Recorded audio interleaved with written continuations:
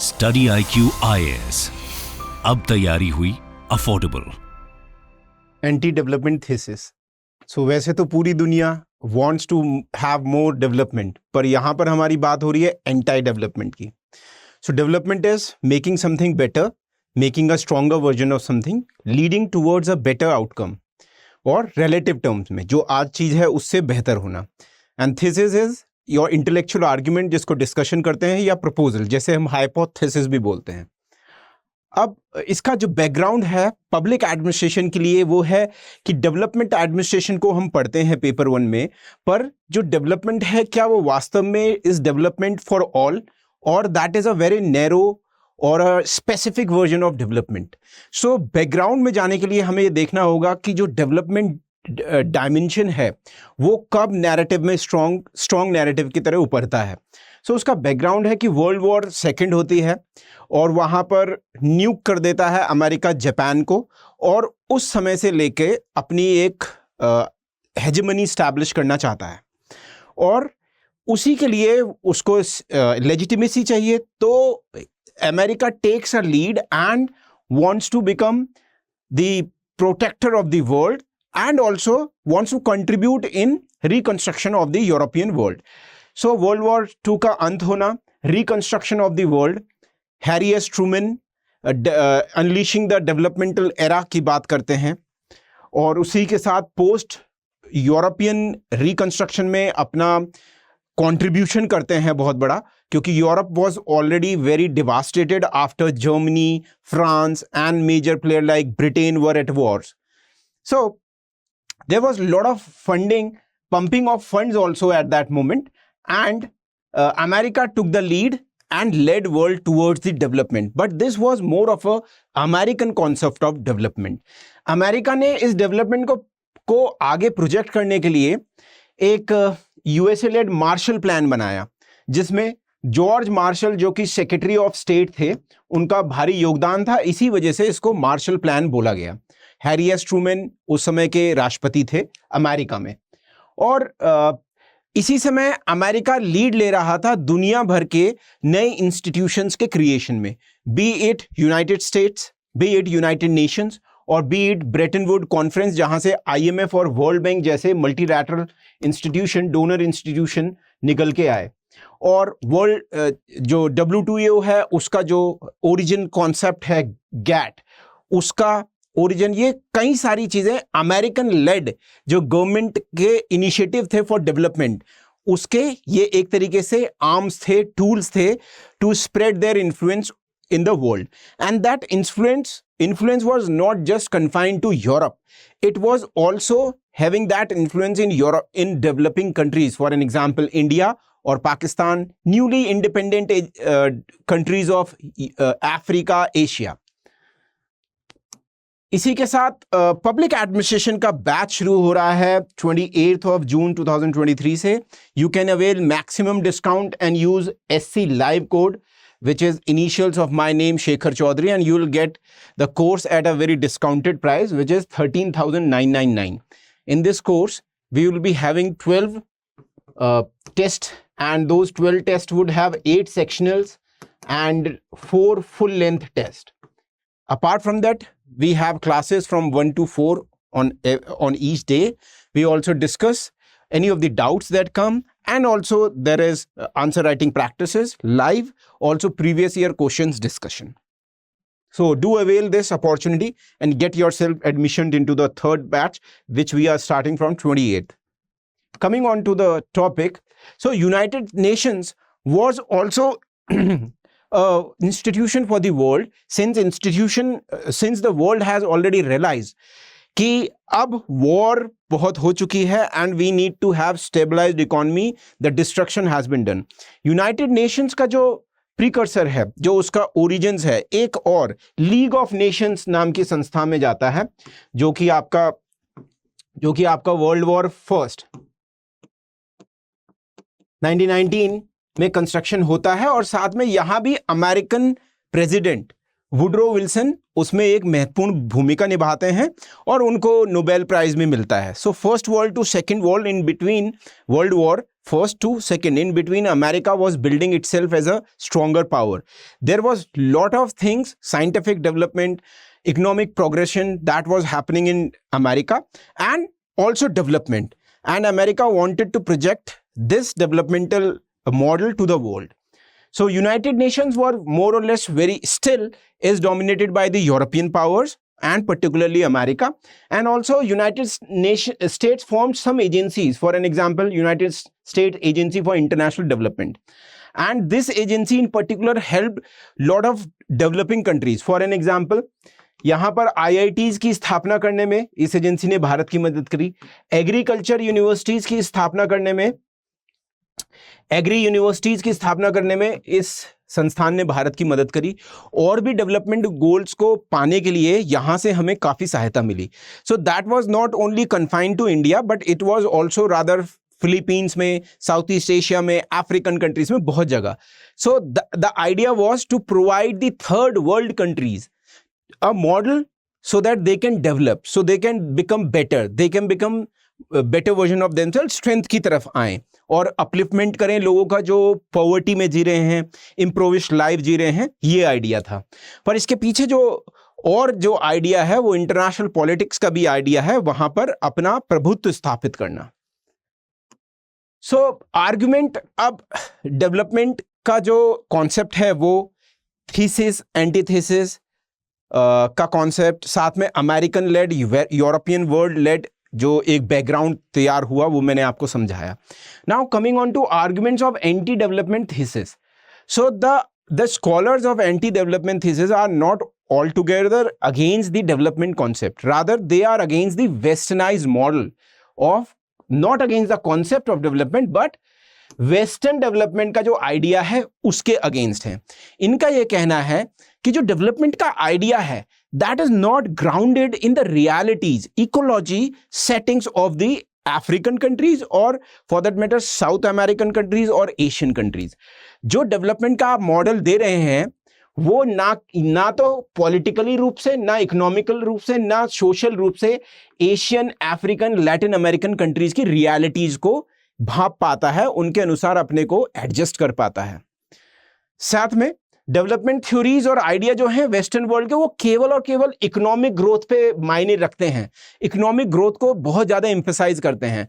But what about bringing people with them, what about social forces, what about institutions like family, जो कि social institutions चले आ रहे हैं, what about clans, उनके साथ उन चीजों को, जो सोसाइटियल चीजें हैं, उनको पीछे रखा जाता है.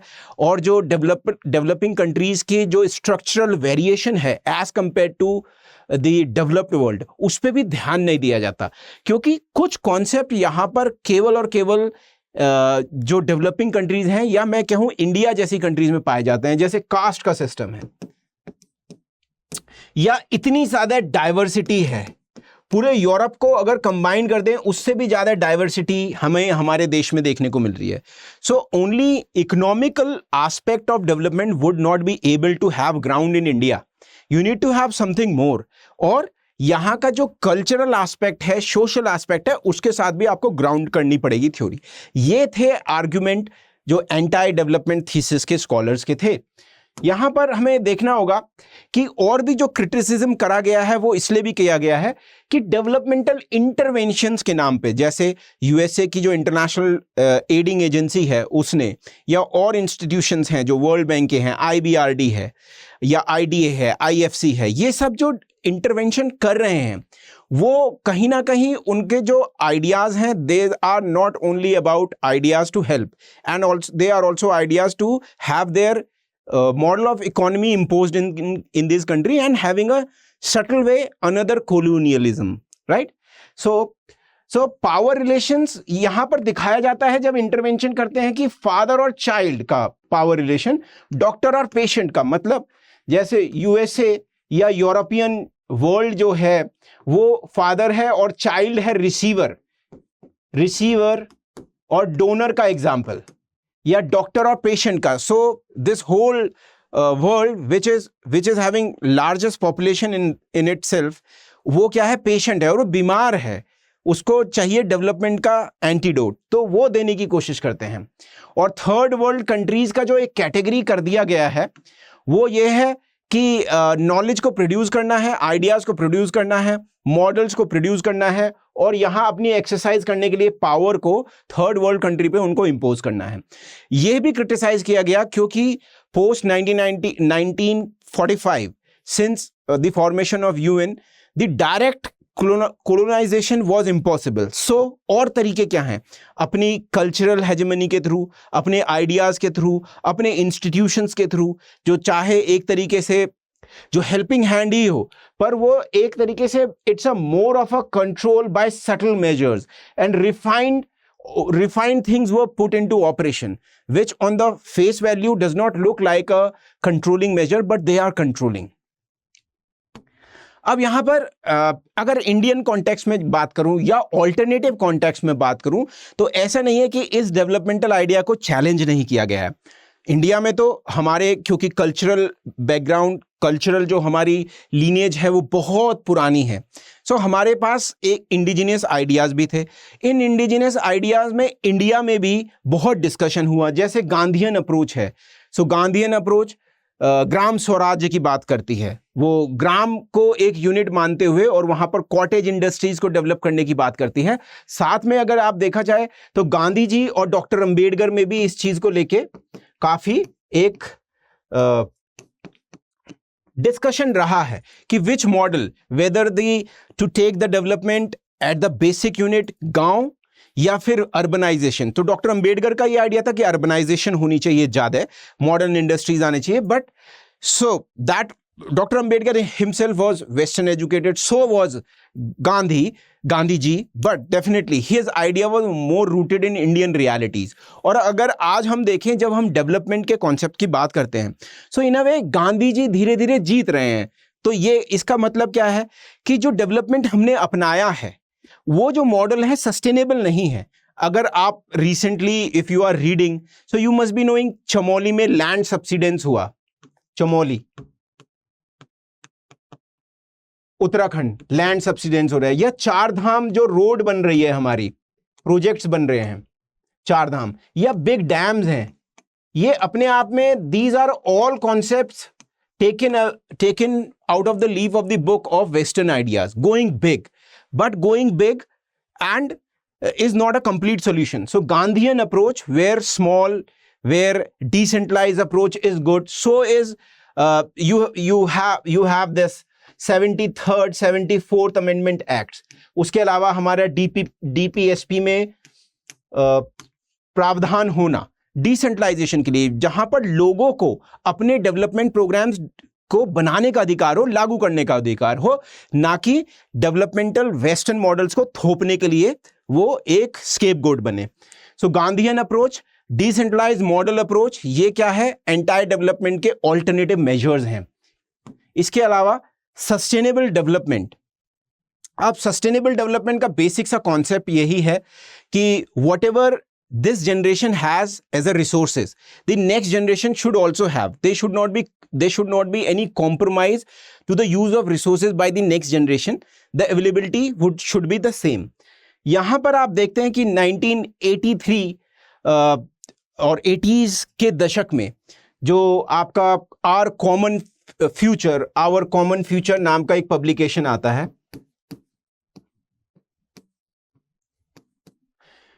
उससे पहले आपका ब्रंटलैंड रिपोर्ट,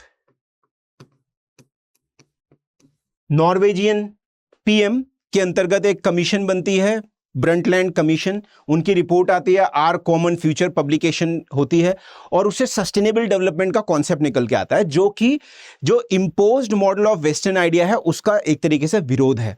इसके अलावा आप देखें small is beautiful, a study of economics as a people mattered, E.F. Schumacher, जो कि एक इकोनॉमिस्ट थे ऑफ जर्मन ओरिजिन, और 1973 में ये बुक आती है, और ये बहुत प्रभावित थे गांधीयन आइडियोलॉजी से। So there is a story कि नेहरू जी जब इंग्लैंड गए एक बार, सो यूके में, लंदन में, Schumacher wanted to meet Nehru ji, it didn't materialize, पर later on प्लानिंग कमीशन में as an adviser rural development के लिए, प्लानिंग कमीशन में as an adviser rural development को देखने के लिए E.F. शुमाकर को शामिल किया गया। और E.F. शुमाकर गांधीयन आइडियोलॉजी से इतने प्रभावित हुए क्योंकि उन्होंने डेवलपमेंट को ना केवल इकोनॉमिक टर्म में बट स्पिरिचुअल टर्म में भी देखा। और साथ में when first time he wanted to, sorry for that error, he wanted to meet Nehru ji in London, he was also reading My Experiment with Truth, the story or the book that has been written by Gandhi ji. So he himself has claimed that कि एक समय तो ये भारत में ही बस जाना चाहते थे। तो बेसिक आइडिया क्या है? Small is beautiful. The bigger version, the only manifestation of development into big high-rise buildings, big roads is not the right idea and not rooted in the idea of every place in the world. So small is beautiful.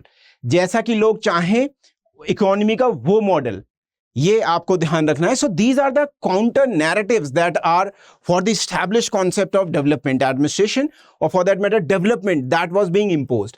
इसके अलावा आप देखते हैं कि भारत जैसी जगहों से और वर्ल्ड ओवर भी पीपल मूवमेंट निकले हैं. पीपल मूवमेंट क्या है कि people led movement, because people were fed up with the bureaucracy, people were fed up with the imposed model and they found that कि ये इम्पोज्ड मॉडल क्या है, हमारी संस्कृति से, हमारे कल्चर से बिल्कुल भी एक सामंजस्य नहीं बिठाते हैं.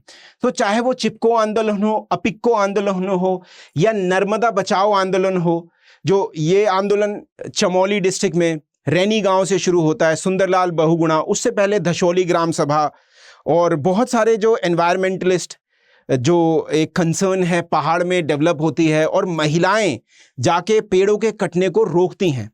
So the idea that maximum production has to be done was reverted by this method. So is Narmada Bachao Andolan. Medha Patkar जी के नेतृत्व में नर्मदा पे बड़ा बांध बनाने के विरोध में जो आंदोलन होता है वो. So ये सब जो आंदोलन है ये अपने आप में जो डेवलपमेंट का कॉन्सेप्ट है उसके विरोधी हैं, साथ में ये इम्पोज्ड मॉडल का भी विरोध करते हैं. इसके अलावा भी अगर आपने स्कॉलर्स जानते हो, वंदना शिवा,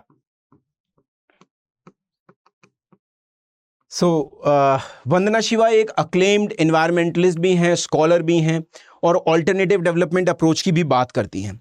साथ में देखा जाए तो इन्होंने तो यहाँ तक कहा है कि जो भारत ने ग्रीन रेवोल्यूशन का कॉन्सेप्ट अपनाया, that green revolution led to Khalistan movement and all the revolutions, all the scientific big ideas would lead to some sort of distortions. ये भी इनका आइडिया है. So she proposed कि जो ग्रीन रेवोल्यूशन है उसने एक सेंस ऑफ नया बुर्जुआ क्लास बनाया पंजाब में. साथ ही जो हैव और हैव नॉट्स के बीच में बहुत पहले से ही एक दरार थी उसको बहुत बड़ा किया, क्योंकि ग्रीन रेवोल्यूशन ने केवल और केवल बड़े फार्मर्स को इफेक्ट किया पॉजिटिवली और साथ में और लोगों के लिए नेगेटिवली इफेक्ट किया. नेगेटिव इफेक्ट इसके बहुत सारे रहे जो पर्टिकुलरली एनवायरमेंटल जो है. अब आप देख रहे हैं रिसेंटली एक रिपोर्ट भी आई थी कि लोगों ने इतना पानी ड्रॉ कर लिया है इस संसार में, पृथ्वी के जो वाटर टेबल है वहां से, कि पृथ्वी के जो एक्सिस है और जो पृथ्वी की नॉर्थ पोल साउथ पोल है उस पर भी इफेक्ट पड़ गया है, उसके घूमने पे इफेक्ट पड़ गया है. So that are all concept that are coming out of the developmental model that was imposed by the western forces. So वैसे तो अगर देखा जाए पीपल मूवमेंट आज भी चल रहे हैं और ये पीपल मूवमेंट एक होप भी देते हैं, because the only idea of development with maximum consumption and all glitter with using gadgets and which rather remove the man from the developmental aspect and brings in more ideas of buildings, more ideas of physical infrastructure. That may not be a very good idea. So इसी के साथ आप हमारे साथ जुड़ सकते हैं. Public add bye Shekhar पे टेलीग्राम लिंक है, वहां जाके कुछ आपको क्वेश्चंस पूछने हो वो पूछ सकते हैं. साथ में यहाँ पर आप बहुत सारे मटेरियल को शेयर जो हम करते हैं इस ग्रुप में उसको का फ़ायदा उठा सकते हैं. At the same time you can ask your queries and Watch this space for more such discussion. Till then, जय हिंद, जय भारत. स्टडी IQ IAS, अब तैयारी हुई अफोर्डेबल.